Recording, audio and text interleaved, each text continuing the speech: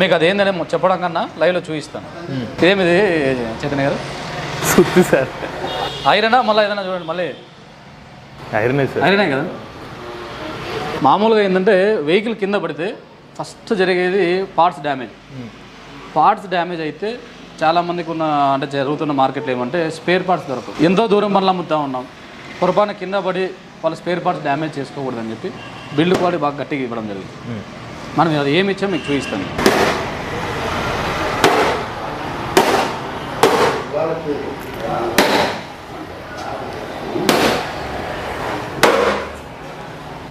ఈ క్వాలిటీ అనేది ప్లాస్టిక్లో మామూలుగా అంటే మనం కొట్టంగానే ఇరిగిపోతుంది.